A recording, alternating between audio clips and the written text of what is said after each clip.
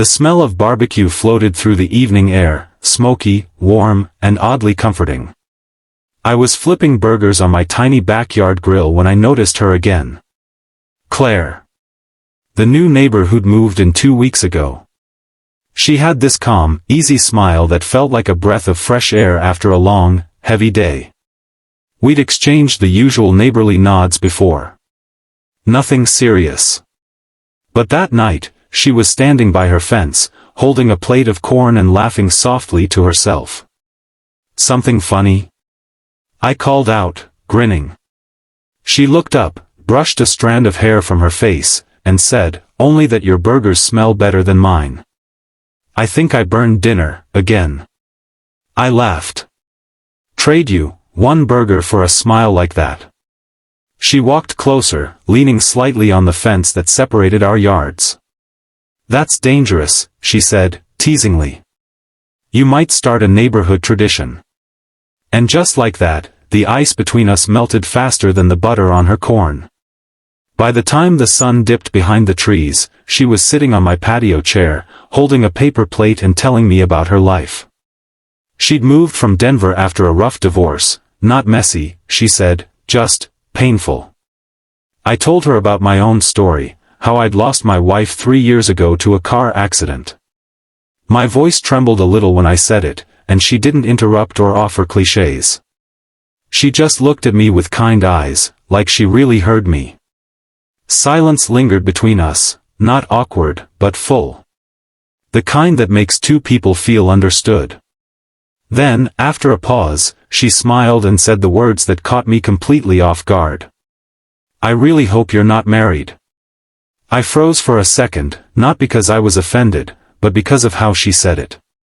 Softly. Almost like she didn't want to hope too loudly. I laughed quietly. "No. Not anymore." She nodded, her smile fading into something gentler. "Good," she said, and then added quickly, "I mean, not good that you're not married, just. I guess I'm glad I can say this without crossing any lines." "Say what?" I asked. "That. I haven't felt this comfortable with someone in a long time." Over the next few weeks, our backyards became our meeting spot. Saturday mornings with coffee. Sunday evenings with music drifting from her porch. Sometimes she'd bring her dog, Luna, who instantly decided I was her new best friend. It wasn't romance at first. It was something deeper, a quiet companionship built on laughter, small favors, and the comfort of shared silence. One night, after helping her fix a leaky pipe, she said something that changed everything. "You know," she said, wiping her hands, "I used to think I was broken.